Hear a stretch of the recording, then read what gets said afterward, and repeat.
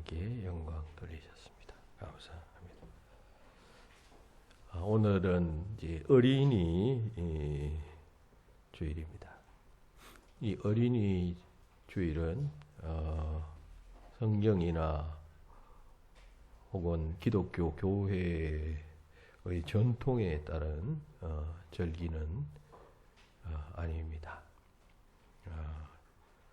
1800년대부터 미국에서 정해서 지키기 시작한 절기이겠습니다. 즉 어린이들이 사회에서 존중받지 못하고 있던 때에 이 어린이들을 존중하고 살아가는 것이 예수님의 뜻이다라고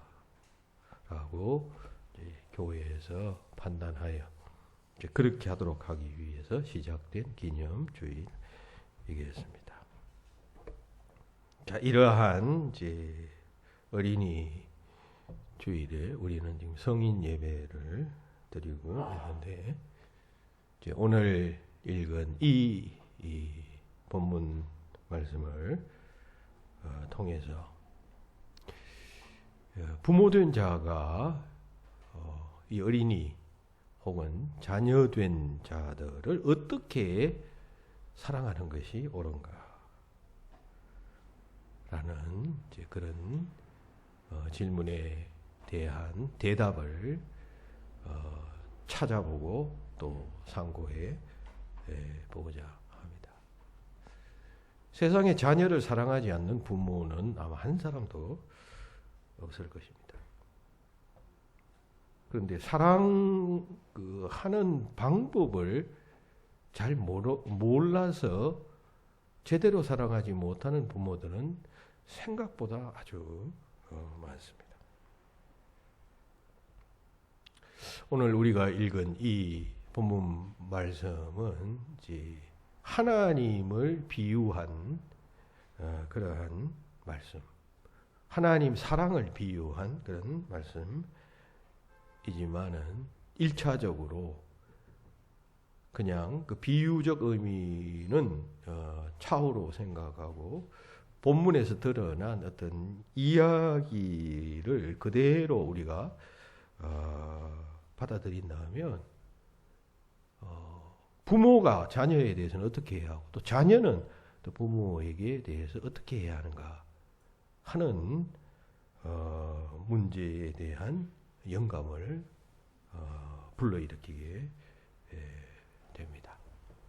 나아가 이 본문은 그러한 가정 안에서의 자녀 부모와의 문제뿐만 아니라 다음 세대를 가르치는 모든 어른된 자들에게도 교훈이 되는 그런 말씀이라고 하겠습니다.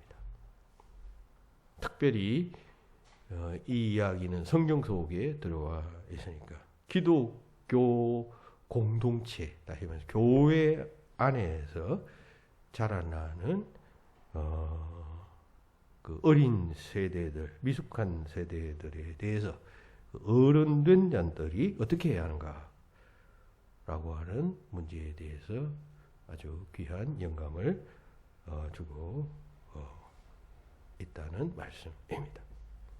알다시피 본문은 이름하여 탕자의 비유라고 일컫는 말씀입니다. 하지만 우리가 이 비유 속에 등장하는 그 세 인물 중에 누구를 주인공으로 보고 주목하느냐에 따라서 이 비유의 제목도 달라질 수가 있겠습니다. 우리가 이 비유 속에서 소위 탕자, 둘째 아들을 주목해서 보게 되면 탕자의 비유가 될 것입니다. 그러나 오늘 우리가 본문으로 읽지는 않았지만은 이 비유의 후반부에 나오는 그 첫째 아들에 주목해서 보게 되면은 이 비유는 분노하는 맏아들의 비유가 될 것입니다. 또 이 비유 속에 등장하는 또 아버지를 우리가 주목하게 되면 자비로운 아버지의 비유가 될 것입니다. 우리는 이 가정의 달 5월을 맞이하면서 이제 계속 이어지는 몇 차례의 주일 예배를 통해서 이제 본문에 등장하는 그 인물 가운데 한 사람인 아버지에 주목하면서 이 비유 속에서 아버지는 어떤 생각을 하고 어떤 말을 하고 어떤 판단을 하고 있으며 이 아들에 대해서도 어떤 태도를 취하고 있는가 하는 것을 통해서 그리스찬 부모들이 그 자녀를 어떻게 대해야 하는가에 대해서 살펴볼 예정입니다. 그래서 본문을 통해서 이제 오늘 어린이 주일에는 이제 한 가지 그 아버지의 모습을 주목하면서 거기에 관련된 거기에서 추출할 수 있는 그러한 영적 교훈을 여러분들과 함께 상고해 보고자 합니다. 오늘 본문 속에 등장하는 아버지는 이 둘째 아들에 대해서 어떻게 행동하고 있느냐 하는 것입니다. 그것은 또 무엇을 말하는 것이냐. 다시 말해서 오늘의 현실 속에서 우리가 가정에 자녀가 있고 아버지가 있는데 그런 관계 속에서 어떤 사실을 말하고 있는 것인가 하는 것을 우리가 생각할 수 있다는 것입니다. 본문 속에서 아버지는 한 서너 가지의 모습으로 이제 둘째 아들에 대해서 나타나는데 그 모습들 각각의 모습들 가운데서 여러 가지 교훈들을 생각해 낸다는 것입니다. 자, 오늘은 그 첫 번째 모습을 통해서 교훈을 함께 생각해 보십시다. 그 첫 번째 모습은 뭐냐 하면 들어주는 아버지의 모습입니다. 여기서 들어준다는 것은 아들의 요구를 수용한다라고 하는 말입니다. 영어에 무슨 listen, hear 이런 의미가 아니라 받아들인다, accept 한다, 혹은 또 permit 한다 뭐 그런 뜻이겠습니다. 허용한다, 받아들인다라고 하는 그런 의미에서 들어주는 아버지의 모습이 본문 속에 나타나 있다는 것입니다. 본문에 보면 둘째 아들이 아버지에게 지금 유산을 지금 미리 달라라고 요청을 합니다. 12절에 보면 아버지여 재산 중에서 내게 돌아올 분기철 내게 주소서. 분기천 유산을 뜻합니다. 자, 그런데 이 둘째 아들의 이 요구는 있을 수 없는 요구였습니다. 아버지가 지금 생존해 계셔요. 그런데 유산을 요구한다는 것은 이건 폐륜에 가까운 행동이요. 무리하기 짝이 없는 행동일 수밖에 없습니다. 여러분들의 유산은 대부분의 경우 특별한 경우가 아니고는 그 부모가 임종할 때 그 부모의 유언에 근거해서 자녀들에게 대체로 나눠주잖아요. 그러나 부모가 유언할 수 없는 상황이라면 사회적 법적 관례에 따라서 뭐 장자에게는 몇 프로 혹은 뭐 차자에게는 몇 프로 이런 식으로 그 원칙에 따라서 나누어주는 것이 상례입니다. 유대인들도 마찬가지였습니다. 그런데 아버지가 죽기 전에 유산을 요구할 경우에는 재산의 9분의 1만 주도록 되어져 있었습니다. 그러니까 여러 아들이 있다고 할 때 보통 뭐 첫째 아들이 아닌 경우는 아버지 재산을 아버지가 돌아가셨을 때 받게 되는 재산은 한 3분의 1 정도가 됩니다만은 죽기 전에 요구하면 9분의 1밖에 받지 못했다. 그런 뜻입니다. 그런데 이 본문 속의 둘째 아들은 당돌하게도 아버지가 살아 계심에도 불구하고 그 아버지에게 가서 아버지가 돌아가셨을 때 제게 주실 유산을 내게 미리 주십시오. 이렇게 말하고 있다는 것입니다. 그런데 아버지는 이 요구를 지금 들어주고 있다는 것이죠. 여러분, 우리가 어른들로부터 가끔 이런 말씀들을 듣지요. 절대로 자식에게 유산을 미리 나눠주면 안 된다. 라고 하는 말씀들입니다. 그렇게 해서 쓰라린 경험을 했던 뭐 친구들 혹은 선배들 등등이 그런 이야기를 자주 하기 때문에 공감하면서 그렇다. 나도 그렇게 해야겠다. 라고 말씀하시는 것이에요. 뭐 이러한 이야기는 뭐 서양과 동양이 뭐 다른 것은 아닐 것입니다. 본문의 아버지도 그런 사실을 잘 알고 있었을 것입니다. 그럼에도 불구하고 지금 둘째가 유산을 요구하니까 본문에 알 것 같으면 두 아들에게 각각 살림을 나누어 주었다. 즉 첫째 아들에게도 유산을 나누어 주었다라고 하는 뜻이 됩니다. 아버지가 둘째가 그렇게 요구를 하니까 고민을 했겠죠. 여러 가지 고민이 있었을 것입니다. 물론 본문에서는 그냥 요구하자마자 아버지가 그냥 유산을 나누어 준 듯이 묘사되어져 있지만 그건 축약한 것이고 그 과정 속에서는 아버지도 이거 어떻게 해야 되나 고민을 많이 했을 것입니다. 둘째 요구를 들어주면 첫째가 또 반발할 것 아니에요. 그러니까 이렇게 어떻게 할까? 뭐 안 된다고 해야 되나? 해야 된다고 해야 되나? 뭐 그러면 첫째는 어떻게 되나? 뭐 등등 고민 끝에 그러면 좋다. 내가 살았을 때 아예 그냥 다 재산을 분배해서 주어버려야 되겠다라고 생각하고는 재산을 각각에게 분배했다라고 하는 것입니다. 자, 어쨌든 이 아버지는 아들의 요구를 지금 들어줍니다. 이것이 비록 잘못된 요구이지만은 이 요구를 아버지가 지금 어떤 이유에서인지 수용하고 있다는 것입니다. 그러한 아버지의 모습에 오늘 우리가 주목하게 됩니다. 이 아들의 요구는 분명히 패륜적 행위였다라고 했죠. 자, 그런데 여러분 입장을 바꾸어 놓고 한번 생각해 보십시다. 둘째가 이 같은 요구를 했을 때는 자기 딴에는 또 나름대로 어떤 이유가 있지 않았겠어요? 자기 생각이 있지 않았겠어요?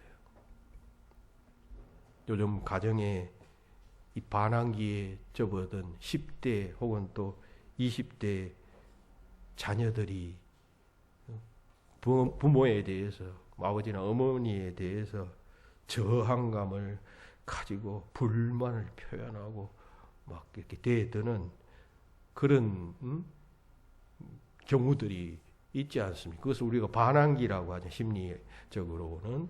마찬가지로 본문의 탕자도 그 나이쯤 되었으니까 그런 반항심이 아버지와 살아오면서 같이 한 집에서 살아오면서 반항적인 마음들을 가지게 되었을 것입니다. 그러다가 몇 차례 부딪히게 되었을 것이고 그러다 보니 감정이 상하게 되었을 것이고 그러다가 그는 결국 내린 결론이 집을 나가야겠다. 나가서 내 인생은 내 뜻대로 아버지의 간섭 없이 매번 이 집에 있으면서 아버지의 잔소리를 듣고 매번 싸우고 관계가 그냥 나빠지고 하는 것보다는 차라리 그냥 내가 나가서 내가 원하는 일을 하고 독립하고 그렇게 사는 것이 훨씬 내 인생에 있어서 좋은 일이 될 것이다 라고 생각했습니다. 내 나이쯤 되면 내 인생 내가 책임져야 하지 않아. 그래, 아버지에게 말하자. 아버지는 뭐 재산이 있는 사람이니까 내가 이런 일 하고 싶어요 했을 때 아버지가 허락해 줄지도 몰라라고 생각하면서 아버지에게 가서 아버지 뭐 내게 사업 자금 좀 대어 주십시오 이렇게 말하는 것보다는 내가 아버지 돌아가시면 유산은 자연스럽게 상속받는 것이니까 당연한 것 아닙니까? 그러니까 차라리 돈을 사업 자금 달라 하는 것보다는 유산을 주십시오 하는 것이 훨씬 더 합리적인 이야기일 거야 라고 생각하면서 아버지에게 찾아가서 그 유산을 요구했던 것입니다. 자, 어떻게 보면 상당히 독립적인 마인드를 가진 아들이라고 생각할 수도 있겠습니다. 그리고 또 뭐 이런 그 아이의 입장을 늘 공감하는데 아주 잘 훈련된 분들의 경우는 그럴 만도 하다라고 생각할 수도 있을 것입니다. 그런데 이 본문의 맥락상 보면 이 둘째 아들은 대단히 어리석고 대단히 미련하고 대단히 잘못된 행동을 지금 하고 있는 것입니다. 우리가 이 탕자의 비유를 뭐 처음부터 끝까지 쭉 읽어보면 이 둘째 아들이 지금 잘했고 아버지가 잘못했다라고 하는 그런 뉘앙스의 표현들은 전혀 없다는 것을 우리가 너무나도 잘 알잖아요. 그리고 기독교 역사 2000년 동안 이 비유에서 잘못한 자는 둘째 아들이라는 것은 그 어느 누구도 부인하지 못할 일인 것입니다. 둘째 아들은 지금 어떤 사춘기적 반항을 넘어서 소위 그 심리학에서 말하는 반항적 장애에 가까운 행동을 하고 있다라고 볼 수도 있겠습니다. 여러분, 반항성 장애라고 하는 것은 나이에 적합하지 않게 어떤 권위나 지시에 대해서 막 거부하고 저항하고 혹은 적대감을 가지는 행위가 최소한 6개월 이상 지속되는 행동을 가진 자를 이런 소위 반항성 장애를 가진 자라고들 말합니다. 그러니까 이 반항성 장애의 그 특징 가운데 하나는 아주 가까이 있는 사람들에 대해서는 막 저항을 하고 반항을 합니다. 가족에 대해서 혹은 학교 선생님에 대해서 혹은 친한 친구들에 대해서만 반항 증상을 보입니다. 낯설거나 혹은 또 친하지 않는 사람에게는 그 반항 성향이 나타나지 않아요.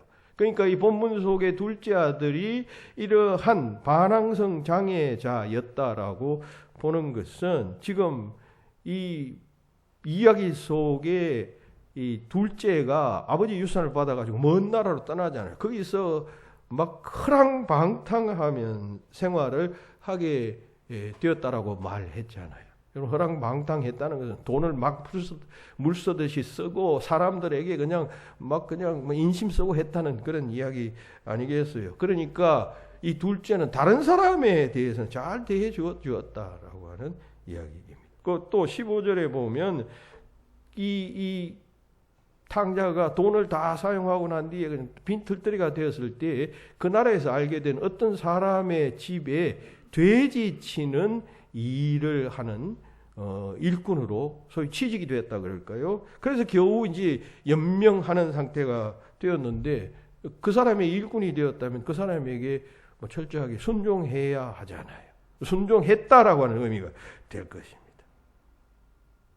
그럼에도 불구하고 유독 자기 가족, 특별히 자기 아버지에 대해서는 폐륜적 요구, 소위 저항인 것이죠.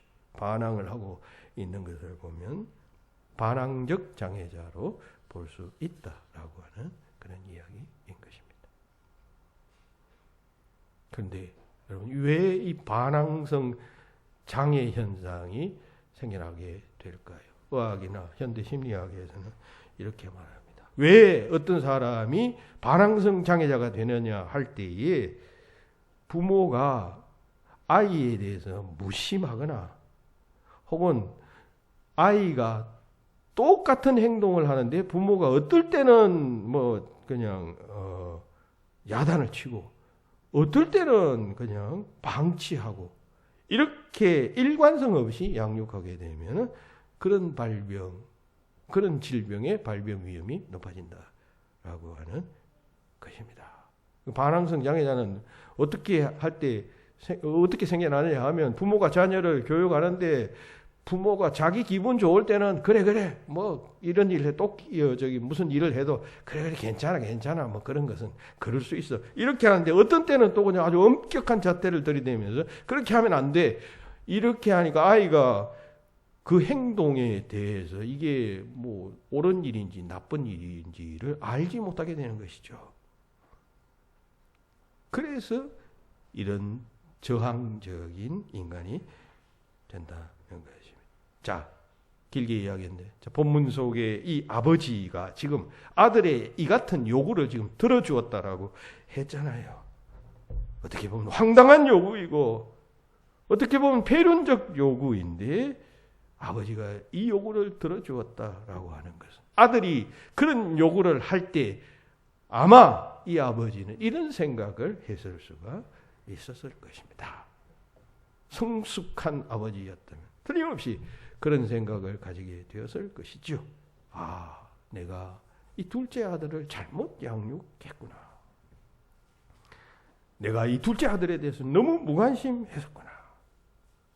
첫째에게만, 뭐 옛날에 우리나라도 그렇고 이런 나라도 첫째가 중요하잖아요. 첫째에게만 내가 너무 관심을 가지다 보니까 이 둘째는 그냥 이렇게 해도 좋고 저렇게 해도 좋고 그냥 방치해 두었구나. 일관성 없게 내가 이 아이를 그냥 키웠구나. 그랬더니만 이 아이가 이런 반항적 요구를 하는 것이 아닌가. 반항적 장애에 가까운 이런 모습으로 지금 나에게 달려드는 것 아닌가. 결국 이것은 내 책임이야. 내 잘못이야. 라고 하는 자각이 이 아버지에게 생겨날 수 있었을 것입니다. 그리고 그러면 이것을 어떻게 해야 하느냐. 이 아이의 이런 상태를 내가 지금 어떻게 해야 문제를 해결할 수 있겠는가. 이 아이가 그렇게 할 때 내가 그냥 강압적으로 이 아이의 행동을 제지해야만 하는가. 당시 유대 사회에서의 아버지는 가부장적 권위를 가졌으니까 충분히 그렇게 제압할 수도 있었겠지요. 그런데 아버지는 거기서 한 걸음 더 나아가 생각하게 돼. 내가 만약 그렇게 강압적으로 제지를 하게 되면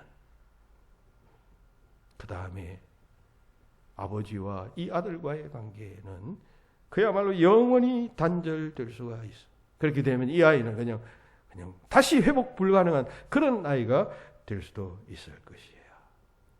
결국 이 아이가 다시 돌아와야 하는데, 회복되어져야 하는데, 정신을 차려야 하는데, 그러기 위해서는 내가 잘못한, 아버지로서의 잘못한 이 부분을 인정하는 데서부터 새롭게 출발하지 아니하면 안 될 것 같다 라고 생각한 것 같습니다. 그것이 바로 이 아버지가 이 아들의 요구를 들어주는 행동 속에 이제 들어있는 그러한 마음이라고 할 수가 있겠습니다. 우리가 이런 사실을 생각한다면, 즉 그렇게 본다면, 본문의 이 본문에서 아버지가 그런 생각에서 이 둘째의 요구를 들어준 것이라면,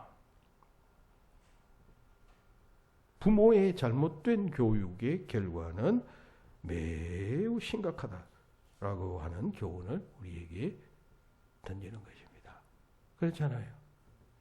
만약 지금 제가 이야기한 이게 전부 일종의 어떤 상상일 텐데, 상상이고 추론일 텐데, 이게 만약 맞다면, 여러분, 아버지가 둘째에 대해서는 좀 잘못 교육한 것 아니에요. 첫째에게만 관심을 가지다 보니까. 결국 그것이 그 잘못된 교육이 초래한 잘못된 결과 아니겠어요? 그러면 그 문제의 책임은 아들에게만 있을까요? 아니죠. 그 아들을 바르게 양육하고 교육해야 할 아버지의 책임이 반 이상은 있는 것입니다. 그러니까 이 본문에서 이 아버지가 그와 같은 아들의 요구를 들어주고 있다라고 하는 것은 자녀 교육에 실패한 나의 잘못을 내가 인정할 수밖에 없다. 내가 인정한다. 그리고 여기서부터 이 아이의 문제를 다시 회복시켜 나가야 한다라고 하는 판단과 결정이라고 볼 수가 있겠습니다. 자, 우리가 이런 것을 생각한다면 여러분, 우리가 자녀를 바르게 잘 교육시켜야 합니다. 그렇지 않으면 이 본문 속의 탕자와 같은 그런 자녀들이, 우리의 자녀들이, 여러분들 우리의 자녀들은 절대로 그런 자녀가 아니라고 여러분은 생각할 것입니다만, 그러나 어느 순간에 그런 자녀가 될 수 있기 때문인 것이죠. 잘못된 부모의 교육이 아이를 망칠 수 있다라고 하는 사실을 우리가 생각하면서 자녀를 잘 양육해야 합니다. 인터넷에 그 공간의 품격이라는 그런 블로그가 있어요. 거기 보니까 부모의 잘못된 행동이 자녀를 망칠 수 있다. 그 뒤에다 퀘스천 마크를 이렇게 해놓았어요. 라는 그 글이 올라와 있습니다. 제가 읽어보면서 이것은 오늘의 설교와 연관이 있고 또 우리 모든 자녀를 키우는 부모들이 반드시 알아야 되겠다라고 하는 생각이 들어서 여러분들 요약하여 소개합니다. 세 가지를 거기에서 말하고 있는데, 즉 부모의 잘못된 행동 세 가지를 말하고 해서 이런 잘못된 행동이 자녀를 망친다는 것이에요. 그 어떤 행동이냐 하면, 첫째, 아이들이 갖고 싶다는 것을 모두 다 사주는 행동을 지적했습니다. 자녀들이 부모에게 나 이거 갖고 싶어 하면 부모들이 아이가 이쁘니까 대부분 사주잖아요. 원하는 대로 다 사줘요. 그러면 또 요구하죠. 그럼 또 사주고 이렇게 한다고 해요. 너무너무 이쁜 자기 아이니까 사랑이 철철 넘치는 부모는 주고 싶으니까. 그런데 이것이 자녀를 망친다는 것입니다. 아이에게 이런 습관이 생기면 세상의 모든 것이 다 자기 것인 것처럼 생각하게 됩니다. 그리고 그로 인해서 뭐 거기까지는 또 그래도 괜찮은데 그 다음이 문제예요. 그로 인해서 이 아이는 자신만을 생각하는 매우 이기적인 인간이 되기 쉽다는 것입니다. 여러분, 우리 이 사회에서 살면서 아주 자기만을 생각하는 이기적인 인간이 되면 생존 자체가 어렵게 되죠. 그렇잖아요? 이 사회에서 살려면 양보도 하고 남을 위하기도 하고 이렇게 해야 인간답게 살아가는데 자기만을 생각하는 이기적인 인간이 되면 이 사회 속에서 살아갈 수가 있나요? 그래서 그게 망친다는 것입니다. 이 본문 속에 여러분 탕자가 오버랩됩니다. 두 번째, 아이가 나쁜 말을 했을 때 혼내지 않고 대수롭지 않게 넘기는 행위를 지적했습니다. 요즘 부모가 아이 잘못했을 때 혼내지 않는 그런 부모 참 많죠. 아이 절대로 그냥 혼내고 야단치면 안 된다 해가지고 아이들을 그냥 혼내지 않아요. 가끔씩 그런 몇 년 전만 해도 그 뭐 소위 이제 새로운 그러한 무슨 이런 교육적 방법이 막 유행하고 할 때 그런 아이들이 종종 있습니다. 지하철을 타면은 그 자기 아이들이 막 지하철을 막 뛰어다니면서 그 복잡한 데서 막 소리 지르고 그 옆에 앉아 있는 승객들에게 폐해를 끼치고 이름에도 불구하고 전혀 제지하지 않는 젊은 부모들이 가끔씩 있었어요. 그죠? 남에게 막 폐해를 주는데도 그 제지해야 되잖아요. 그 사람들이 많이 있는데 남에게 불편함을 주거나 불쾌감을 주면은 안 돼 하면서 이렇게 제지해야 되는데 그렇게 하면 아이의 기가 죽는다고. 그냥 뭐 웃으면서 아주 그냥 이렇게 뭐 자기 아이의 행동을 아주 그냥 이렇게 포용하면서 그냥 아주 자기는 뭐 새로운 사고를 가진 사람이 있냐 이렇게 행동하는 그런 젊은 부모들이 가끔씩 있었습니다. 여러분, 뭐 그것처럼 나쁜 행동을 하거나 나쁜 말을 할 때에는 혼내줘야 하는 것이. 그걸 대수롭지 않게 넘기는 행동이 그 자녀를 망친다는 것입니다. 올바르지 않는 훈육 방법은 좋지 않지만 그러나 올바른 방법의 훈육은 아이에게 반드시 필요합니다. 특별히 아이가 나쁜 말을 할 때 왜 그런 말 쓰면 안 되는지를 자세히 설명하고 꾸짖어 주는 것이 필요합니다. 이걸 방치를 하게 되면 어떻게 될까? 그 아이가 계속 그런 말을 하겠죠? 그러면 말이라는 것은 계속하게 되면 굳어지게 됩니다. 굳어지게 되면 습관이 되고 인격이 되는 것이에요.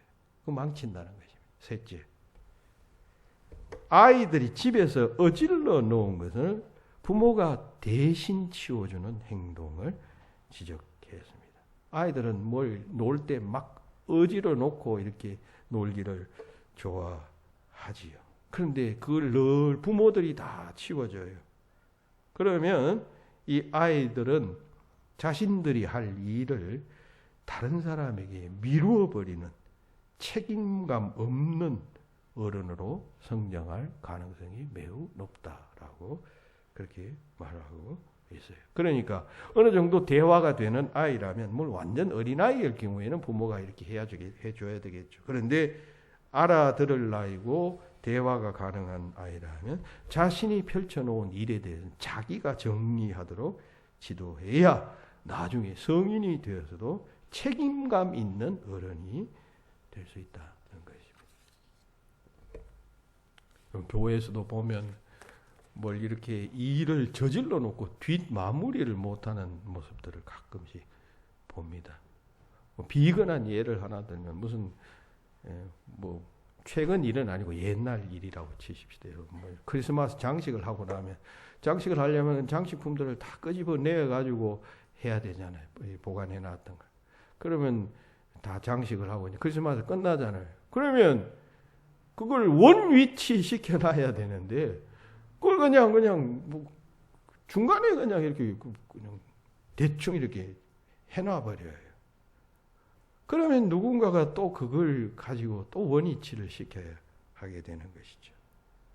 자기가 시작한 일은 탁 책임지고 마무리를 해야 하는데, 이런 모든 것들은 깊이 파고 들어가 보면 이런 부모 교육과 연관이 있을 수가 있다는 사실을 우리가 기억해야 한다는 것입니다. 그러니까 이 본문 속에 아버지는 이 탕자가 이런 행동을 하는 것을 보고 그 아이의 요구를 들어주었다라고 하는 것은 일부 자신의 교육적 책임을 내가 통감한다라고 하는 그런 의미로 이해할 수가 있겠습니다. 그런 것 생각하면 우리가 자녀 교육을 잘해야 합니다. 무조건 아이들을 위해주고 그냥 뭐 이렇게 좋게 해주는 것만이 그 아이를 위한 것이 아니라는 사실을 우리가 잘 알고, 진정 무엇이 그 아이를 위한 것일까요? 그렇잖아요. 그 아이가 사회 속에서 훌륭한 사회인이 되고 그리고 지도력을 발휘하고 영향력 있는 사람이 되도록 만들어야 그게 진정 그 아이를 위한 일 아니겠어요? 서울의 한 병원에서 90년 한 해 동안 자식에게 구타당한 어머니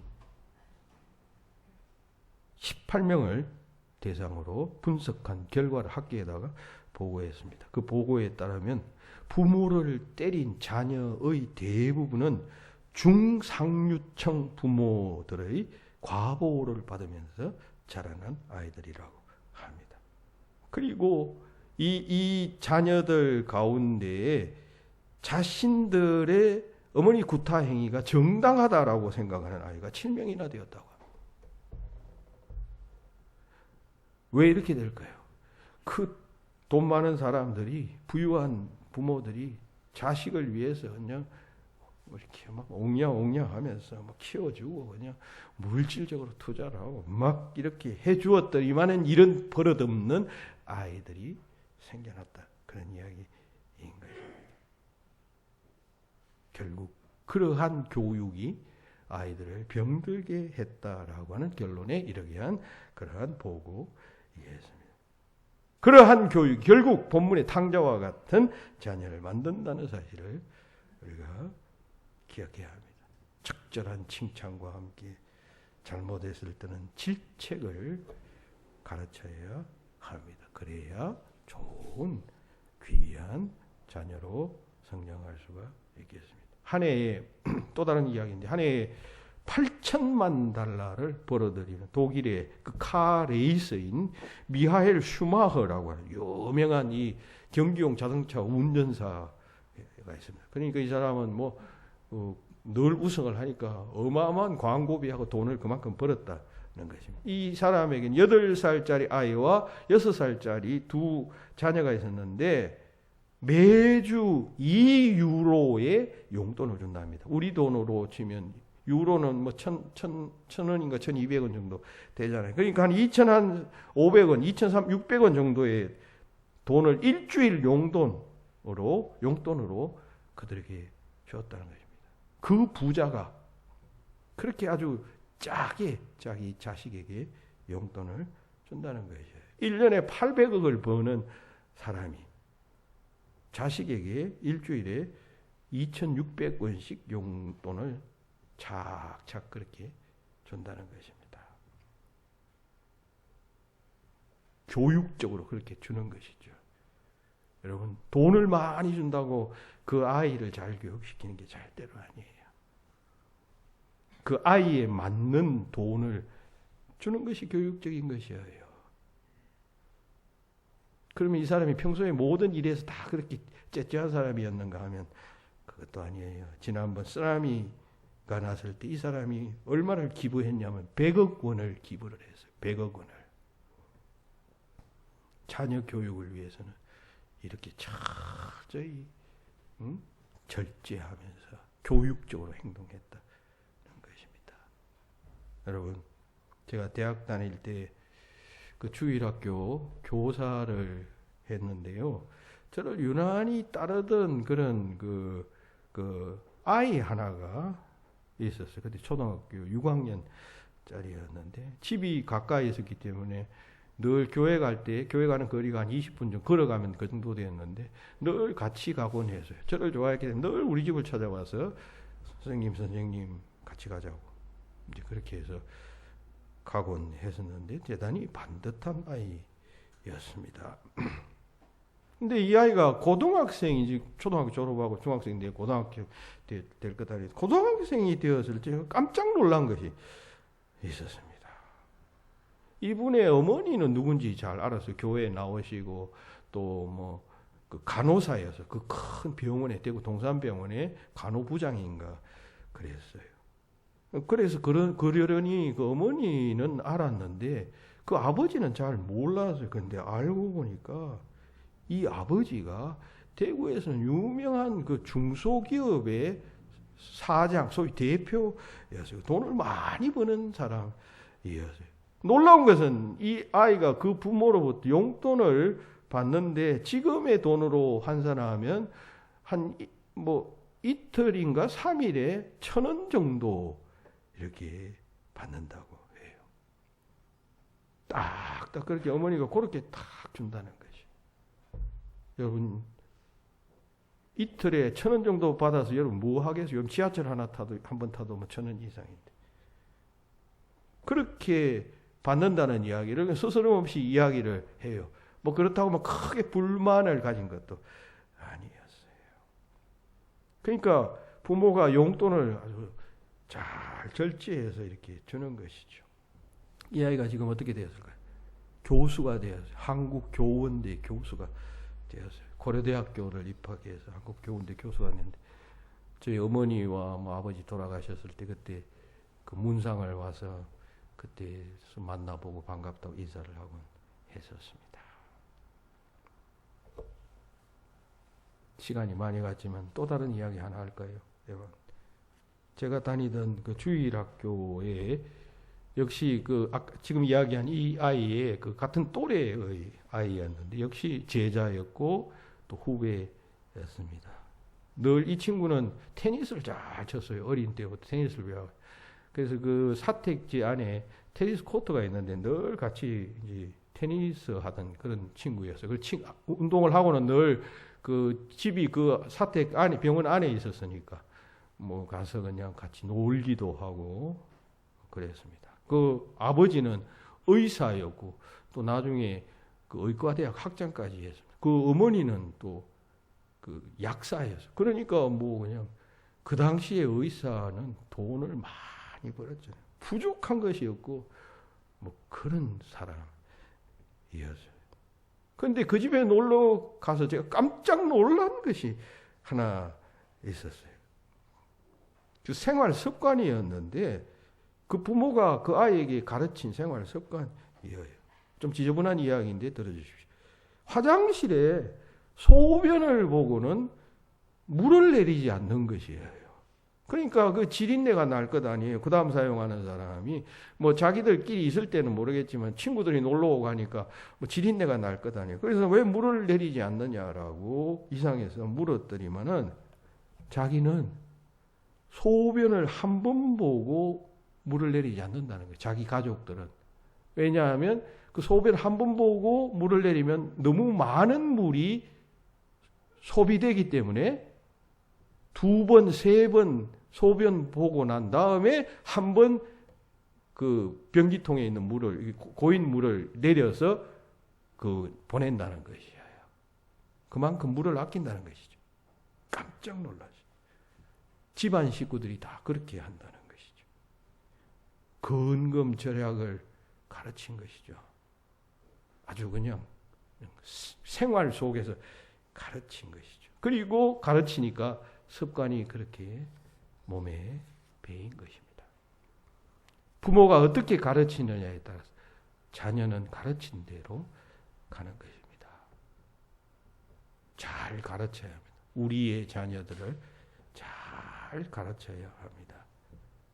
자녀 사랑이 서툰 사람일수록 물질로 대신하려고 합니다. 좋은 거 사 먹이고 좋은 옷 입히고 용돈 많이 주고 이걸 사랑이라고 생각하는 사람들이 있어요. 그런 사랑을 받은 자의 결국은 아까 제가 병원 예를 들었습니다만 그렇게 될 가능성이 높은 것이에요. 마땅히 가르칠 것을 가르치라. 마땅히 행할 것을 가르치라고 잠언 22장 6절에서 말씀하죠. 그러면 늙어서도 그것을 떠나지 아니하리라 했습니다. 여기서 가르치라는 것은 그냥 말로 머리로 가르치라는 말이 아니고 훈련시키라는 말이에요. 습관화시키라 그런 말입니다. 영어로는 teach가 아니라 train입니다. train. 몸에 배이도록 하여라 그런 뜻이에요. 탕자 아버지의 후회 같은 후회가 어버이된 우리들에게는 결코 있어서는 아니 될 것입니다. 자녀를 주 안에서 바르게 훈육하는 어버이가 될 때 우리의 자녀는 사회가 필요하고 세상이 필요하고 교회가 필요하고 하나님께서 사용하시는 자녀로 성장하게 될 것입니다. 그런 복된 아버지들이 다 되시길, 또 어머니들이 다 되시길 예수님의 이름으로 축원합니다. 하나님